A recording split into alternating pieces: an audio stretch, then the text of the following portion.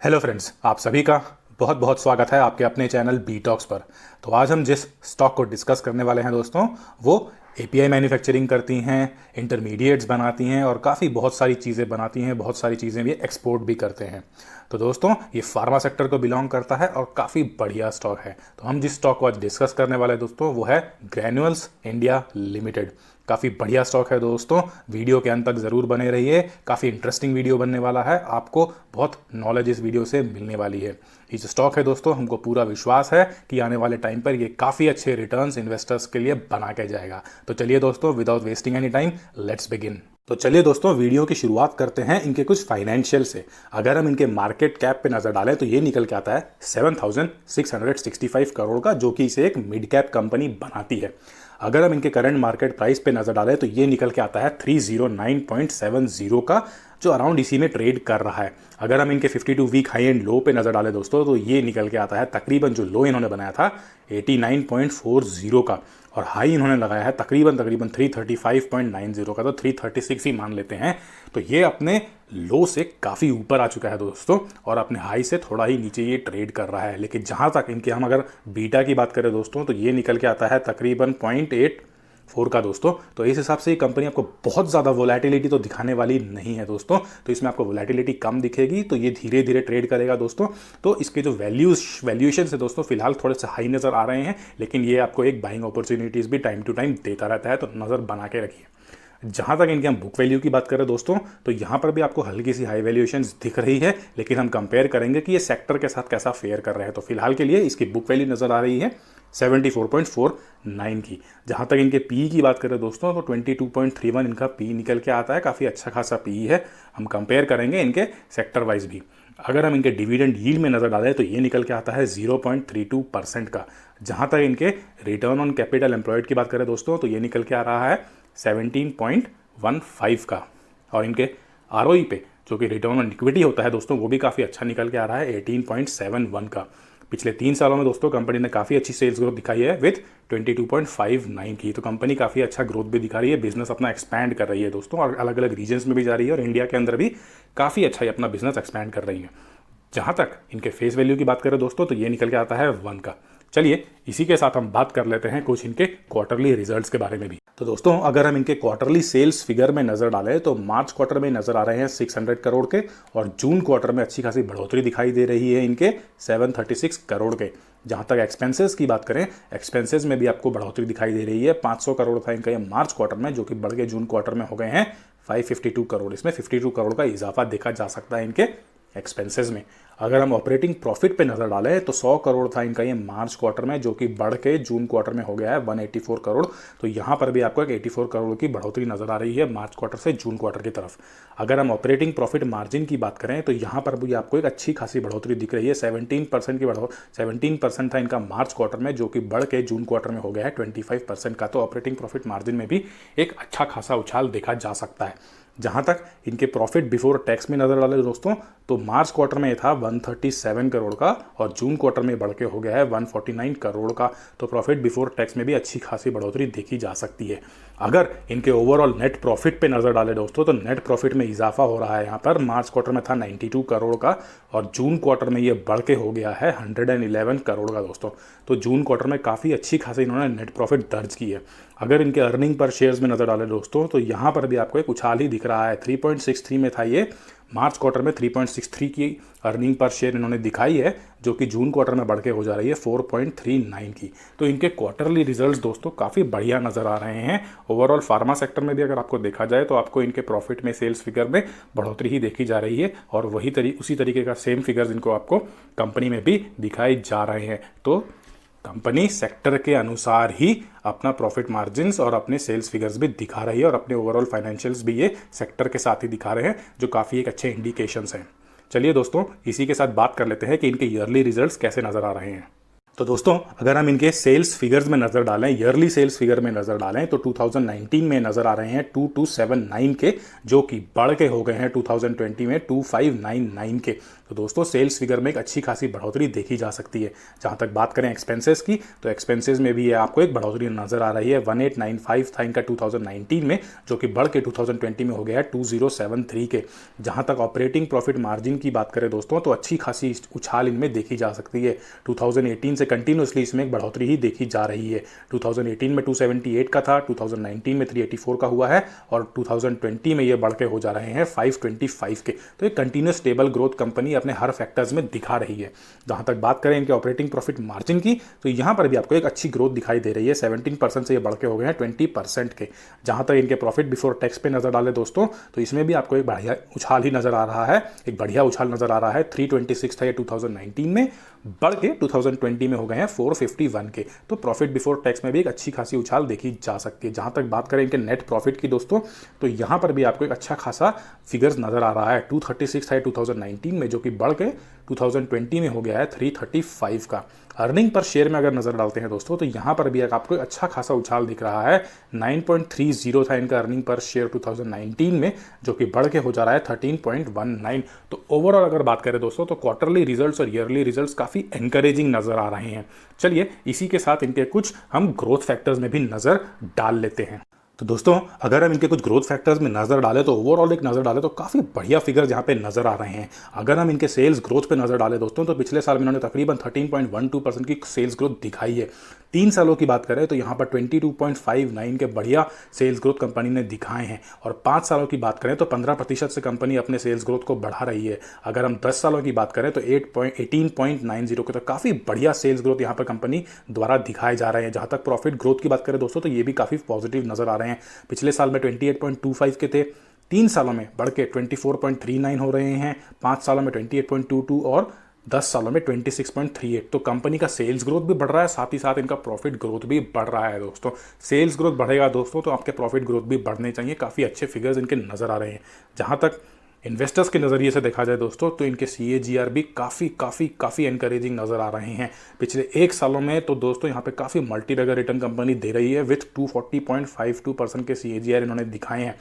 3 सालों में थोड़े से अच्छे फिगर्स इनके नज़र आ रहे हैं, 34.92। और अगर हम 5 ईयर्स की बात करें तो 20.50, और 10 ईयर्स में दोस्तों काफ़ी मल्टी बैगर फिगर्स नज़र आ रहे हैं 42.09 के। तो दोस्तों कंटिन्यूअस एक अच्छे परफॉर्मेंस कंपनी दिखाई जा रही है। ऐसा नहीं है कि इन्होंने किसी 1 साल में अच्छा परफॉर्मेंस दिया है और उसके बाद इन्होंने खराब परफॉर्मेंस दिया है। थोड़े बहुत उतार चढ़ाव तो आपको शेयर मार्केट में दिखेगा ही, लेकिन अगर आप ओवरऑल परफॉर्मेंस की बात करें तो काफ़ी बढ़िया रिजल्ट्स कंपनी साल दर साल दिखा रही है। जहां तक इनके रिटर्न ऑन इक्विटी में बात करें दोस्तों, तो ये भी काफ़ी अच्छे नजर आ रहे हैं। पिछले साल इन्होंने 18.71 के ROE दिखाए हैं, 3 सालों में 16.28% के, 5 सालों में 17.56% के, और 10 सालों में 17.60 के। तो ओवरऑल इनके दोस्तों सारे ही पैरामीटर्स काफ़ी बढ़िया नज़र आ रहे हैं। चलिए साथ ही साथ हम बात कर लेते हैं कि कंपनी का कैश फ्लो कैसा नज़र आ रहा है। चलिए दोस्तों एक बार हम इनके जल्दी से नेट कैश फ्लोज पर भी नजर डाल लें। अगर हम 2019 की बात करें तो यहाँ पर एक नेगेटिव कैश फ्लो दिख रहा है -25 करोड़ का, जो कि 2020 में आते होते बढ़कर हो गया है 103 करोड़ का। दोस्तों काफ़ी पॉजिटिव फिगर है, और नेट कैश फ्लो भी काफ़ी इंपॉर्टेंट फैक्टर होता है ये डिसाइड करने के लिए, जज करने के कि कंपनी आखिर परफॉर्मेंस कैसा दे रही है, कंपनी के सेल्स ग्रोथ कैसे हैं, कंपनी प्रॉफिट जनरेट भी कर रही है कि नहीं। अगर प्रॉफिट जनरेट नहीं होगा, सेल्स ग्रोथ नहीं होगा दोस्तों, तो कंपनी कभी भी नेट कैश फ्लो में पॉजिटिव फिगर्स दिखा नहीं पाएगी। और पॉजिटिव फिगर्स दिखाने की वजह से दोस्तों ये पता चल रहा है कि ग्रैन्युअल्स इंडिया काफ़ी बढ़िया परफॉर्म्स कर रही है, काफ़ी अच्छा प्रॉफिट जनरेट कर रही है, काफ़ी अच्छे सेल्स ग्रोथ दिखा रही है, जो इनके नेट कैश फ्लो पर भी नजर आ रहा है विथ 103 करोड़। चलिए दोस्तों इसी के साथ बात कर लेते हैं इनके की मेट्रिक्स पर भी। चलिए दोस्तों इसी के साथ हम कंपनी के कुछ की मेट्रिक्स पर भी नजर डाल लेते हैं। जहां तक बात करें सेक्टर के पीई की दोस्तों, तो ये निकल के आ रहे हैं 38.86 के, और कंपनी का आपको पीई रेशियो दिखाई दे रहा है 23.47 का। पीबी रेशियो की बात करें तो इनका पीबी रेशियो निकल के आता है 4.27 का, और सेक्टर का पीबी निकल के आ रहा है 4.13 का। तो दोस्तों अगर हम ओवरऑल देखें तो कंपनी आपको काफ़ी सही वैल्यूएशंस पर नजर आ रही है, लेकिन अगर आप ओवरऑल सेक्टर के वैल्यूएशंस की बात करें तो सेक्टर आपको काफ़ी हाई वैल्यूएशंस पे ट्रेड करता हुआ दिख रहा है। आप सेक्टर के बाकी अगर कंपनीज को भी देखें, बाकी फार्मा कंपनीज को भी देखें, तो वो फिलहाल के सिचुएशंस में काफ़ी हाई वैल्यूएशंस पर अवेलेबल हैं। लेकिन इतना अच्छा परफॉर्मेंस देने के बावजूद आपको ग्रैन्युअल्स इंडिया काफ़ी सही वैल्यूएशंस पर फिलहाल के मार्केट प्राइस पर अवेलेबल है और एक काफ़ी सही वैल्यूएशंस नज़र आ रहे हैं। जहाँ तक इनके सेक्टर डिविडेंड यील्ड की बात करें तो वो मिल रहा है तकरीबन 0.57 का। थोड़े से इनके डिविडेंड यील्ड कम है दोस्तों, लेकिन ग्रोथ करती हुई कंपनी अगर आपको डिविडेंड यील्ड कम भी दें तो ज़्यादा प्रॉब्लम नहीं होना चाहिए। तो काफ़ी सही वैल्यूएशंस पे कंपनी अवेलेबल है एक नई बाइंग अपॉर्चुनिटीज़ बनाने के लिए, एक नए एंट्री पोजीशंस बनाने के लिए। चलिए दोस्तों, इसी के साथ हम बात कर लेते हैं इनके कुछ शेयर होल्डिंग पैटर्न पर भी। तो दोस्तों, अगर हम इनके शेयर होल्डिंग पैटर्न पे नजर डालें तो प्रोमोटर्स ने काफ़ी अच्छी एक मेजॉरिटी होल्डिंग बना के रखी हुई है। अराउंड 42 से 43 के अराउंड इन्होंने एक मेजॉरिटी शेयर होल्डिंग कंपनी में बना के रखी हुई है, जिसमें एक स्लाइड डिप नजर आता है पिछले क्वार्टर से। 42.86 था इनका मार्च क्वार्टर में, जिसमें हल्की सी गिरावट देखी जा रही है 42.12 के, लेकिन इसको आप इनसिग्निफिकेंट मान सकते हैं। जहां तक बात करें दोस्तों म्यूचुअल फंड होल्डिंग्स की, तो यहाँ पर आपको एक कुछ खास एनकरेजिंग फिगर्स नजर नहीं आ रहे हैं। जो भी एक इन्होंने होल्डिंग बनाई वो इसी क्वार्टर में बनाई है लगभग 0.09 का। तो म्यूचुअल फंड होल्डिंग्स के द्वारा कुछ ज़्यादा खास इसमें शेयर होल्डिंग दिखाई दे नहीं रही है। अगर हम डोमेस्टिक इंस्टीट्यूशनल होल्डर्स की बात करें दोस्तों, तो यहाँ पर एक इन्होंने तकरीबन 3% की एक शेयर होल्डिंग बना के रखी हुई। तो म्यूचुअल फंड होल्डिंग्स और डोमेस्टिक इन्वेस्टर्स द्वारा इसमें कुछ खास होल्डिंग दिखाई नहीं दे रही है। जहां तक बात करें दोस्तों फॉरेन इन्वेस्टर्स की, तो ये काफ़ी इंटरेस्टिंग नजर आता है कि फॉरेन इन्वेस्टर्स ने कंपनी में काफ़ी भरोसा दिखाया है और एक स्टेबल ग्रोथ इनके भरोसे पर दिखाई दे रही है। अगर आप बात करें पिछले साल के हिसाब से, तो पिछले साल मार्च क्वार्टर से आते हुए अगर हम जून क्वार्टर की बात करें अभी के साल के 2020 में, तो एक स्टेबल ग्रोथ आपको देखा जा रहा है, कंटिन्यूअस स्टेबल ग्रोथ दिखाई दे रहा है फॉरेन इन्वेस्टर्स द्वारा। तो फॉरेन इन्वेस्टर्स को कंपनी में काफ़ी भरोसा दिख रहा है। अगर हम बात करें दोस्तों रिटेल इन्वेस्टर्स की, तो रिटेल इन्वेस्टर्स ने भी इसमें अच्छा खासा एक शेयर होल्डिंग बना के रखा तो है, लेकिन दोस्तों जो नोट करने वाली बात यह है कि पिछले साल के कंपेयर में इस साल तक अगर हम देखें तो इसमें एक स्टीप ग्रोथ दिखाई दे रहा है दोस्तों। 41.3 था पिछले साल मार्च क्वार्टर में, जो कि आते आते 2020 के जून क्वार्टर में इसमें एक तकरीबन 10% की गिरावट देखी जा रही है दोस्तों। इसमें एक 10% की भारी गिरावट रिटेल इन्वेस्टर्स द्वारा कंपनी पर दिखाई जा रही है। तो दोस्तों मेजॉरिटी शेयर होल्डिंग तो इसमें प्रोमोटर्स द्वारा है, फॉरेन इन्वेस्टर्स ने भी काफ़ी अच्छी शेयर होल्डिंग दिखाई है, रिटेल इन्वेस्टर्स की भी इसमें फिलहाल काफ़ी अच्छी शेयर होल्डिंग दिखाई दे रही है, लेकिन एक उनके रुझान पर एक गिरावट दर्ज की जा सकती है। तकरीबन 10% की गिरावट रिटेल इन्वेस्टर्स द्वारा कंपनी के शेयर होल्डिंग पैटर्न पर नजर आ रहा है। म्यूचुअल फंड होल्डिंग्स और डोमेस्टिक इंस्टीट्यूशनल होल्डिंग्स बहुत ज़्यादा नहीं है। तो दोस्तों ये तो बात हो गई इनके शेयर होल्डिंग पैटर्न की। चलिए बात कर लेते हैं कि कंपनी ने सेंसेक्स के साथ आखिर परफॉर्म कैसा किया है। तो दोस्तों सेंसेक्स के साथ कंपैरिजन चार्ट आपका आ चुका है। तो ग्रैन्युअल्स इंडिया ने अगर आप देखें तो इन्होंने हिस्टोरिकली काफ़ी बढ़िया रिटर्न्स आपको सेंसेक्स के कंपेयर में दिया है। जहां तक आप 1 डे की बात करें, 1 मंथ की बात करें, 3 मंथ की बात करें, 6 मंथ्स, 1 ईयर या 2 ईयर की भी बात करें दोस्तों, 3 साल, 4 साल, 5 साल या 10 साल की भी बात करें, तो काफ़ी बढ़िया रिटर्न्स आपको ओवरऑल कंपनी बना के दे रही है। अगर हम बात करें दोस्तों 1 ईयर के रिटर्न की, तो यहाँ पर सेंसेक्स ने आपको दिए हैं ओनली 5.12% के रिटर्न्स, लेकिन कंपनी आपको बना के दे रही है 235.06 के बढ़िया रिटर्न्स। जहां तक 3 सालों की बात करें तो यहां पर सेंसेक्स आपको दे रही है 24% के बढ़िया रिटर्न्स, लेकिन कंपनी आपको बना के दे रही है 138.65 के जबरदस्त रिटर्न दोस्तों। और अगर 5 सालों की बात करें तो 5 सालों में ये आपको दे रहे हैं सेंसेक्स 49.17 के रिटर्न्स, लेकिन कंपनी आपको दे रही है 154.69 की। और दोस्तों स्टोरी कंप्लीटली चेंज हो रही है, चेंज हो जा रही है 10 सालों में। 10 सालों में सेंसेक्स आपको दे रहा है 118.74 के बढ़िया रिटर्न्स, लेकिन कंपनी आपको बना के दे रही है 3236.20 के धमाकेदार मल्टी बैगर रिटर्न्स दोस्तों। तो नियर फ्यूचर में भी, मिड टर्म फ्यूचर में भी और हिस्टोरिकली और फ्यूचर में भी दोस्तों कंपनी आपको काफ़ी बढ़िया परफॉर्मेंस देने की पूरा दमखम रखती है। चलिए दोस्तों इसी के साथ एक बार हम देख लेते हैं कि कंपनी ने आपको 5 साल और 10 साल में इन्वेस्टर्स को कैसे रिटर्न्स बना के दिए हैं। दोस्तों अगर हम इनके 10 सालों के इन्वेस्टमेंट को कैलकुलेट करें तो यहां पर इनका CAGR जो 10 सालों के लिए निकल के आता है वो है 42.09 को। तो इन्वेस्टर अगर 10 सालों के लिए 1 लाख रुपए लगा के कंपनी में छोड़ दे रहा है तो इसको फाइनल अमाउंट मिलता है दोस्तों 33,54,557 का, जो कि उनके इनिशियल इन्वेस्टमेंट 1 लाख पर एक इंक्रीज होता है तकरीबन 32,54,557 का। और दोस्तों ये एक मल्टी बैगर रिटर्न देता है आपको ओवरऑल परसेंटेज ऑफ 3254.56% का। दोस्तों यही सेम फिगर्स हमने सेंसेक्स के साथ कंपेयर करते टाइम भी चार्ट पर देखा था कि 10 सालों में कंपनी आपको काफ़ी मल्टी बैगर रिटर्न्स बना के देती है। तो चलिए दोस्तों इसी के साथ हम नज़र डाल देते हैं कि 5 सालों में भी आपको ये कैसे रिटर्न्स बना के दे रही है। तो दोस्तों इनका जो 5 साल का CAGR निकल के आता है वो है 20.50 का। तो अगर इन्वेस्टर इसमें 1 लाख रुपए लगा के 5 सालों के लिए छोड़ देता है तो उनको 5 सालों बाद एक मिलता है फाइनल अमाउंट 2,54,059 रुपीज़ का, जो कि उनके इनिशियल इन्वेस्टमेंट 1 लाख में इजाफा होता है 1,54,059 रुपीज़ का, with an overall percentage of 154.06 का। तो दोस्तों यहाँ पर हमने कैलकुलेट किया कि 5 सालों में और 10 सालों में कंपनी आपको कैसे ज़बरदस्त मल्टीबैगर रिटर्न्स बना के दे रही है। चलिए दोस्तों, इसी के साथ हम बात कर लेते हैं कि इनमें एंट्री पॉइंट्स और एक प्रॉफिट बुकिंग के लिए सेलिंग टारगेट्स कौन से होने चाहिए।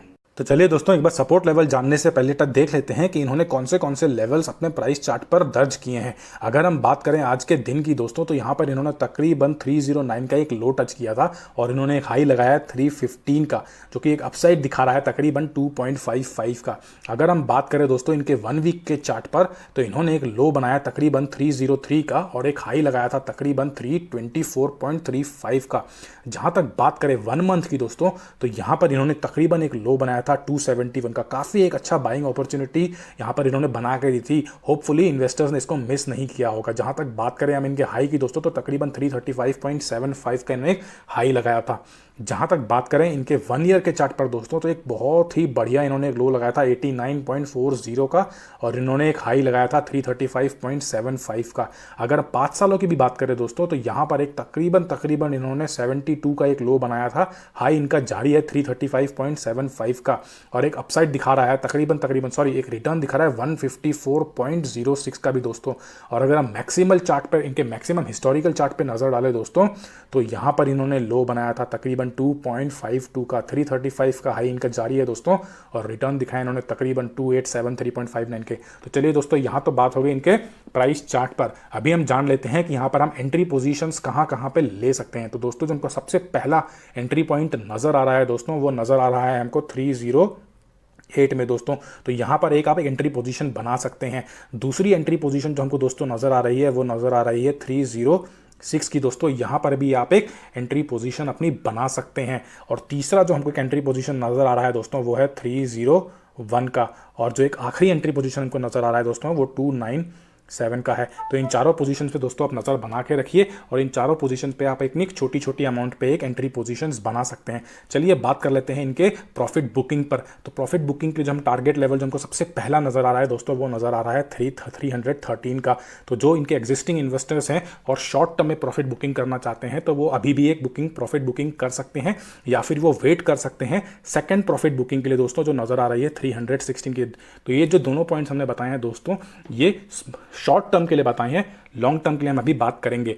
जो हमको थर्ड एक टारगेट लेवल नज़र आ रहा है दोस्तों, वो है 320 का। और जो हमको आखिरी लेवल नज़र आ रहा है वो है 325 का। तो ये सारे दोस्तों बाइंग लेवल्स और टारगेट लेवल्स आपको ये शॉर्ट टर्म पे ही हम बता रहे हैं। हम बात कर लेते हैं कि हमको कंजर्वेटिव बाइंग के नज़रिए से एक लॉन्ग टर्म इन्वेस्टमेंट हमको किस पॉइंट पे करनी चाहिए। तो हमको जो एक लॉन्ग टर्म के लिए एंट्री पोजीशन नज़र आ रही है दोस्तों, वो नज़र आ रही है अराउंड 295 के। तो 290 से 295 के दरमियान आप एक एंट्री पोजीशन इसमें लॉन्ग टर्म के लिए बना सकते हैं दोस्तों। तो दोस्तों, आशा करते हैं आपको हमारा आज का वीडियो काफ़ी पसंद आया होगा और आप इसे एक बड़ा सा थम्स अप देंगे और वीडियो को फ्रेंड्स एंड रिलेटिव्स के साथ भी लाइक एंड शेयर करेंगे दोस्तों। आपका एक लाइक हमारे कॉन्फिडेंस को बढ़ाता है और हमको ऐसे ही अच्छे वीडियोस आगे लाने के लिए भी प्रेरित करता रहता है। तो आज के लिए इतना ही। थैंक यू, धन्यवाद, जय हिंद।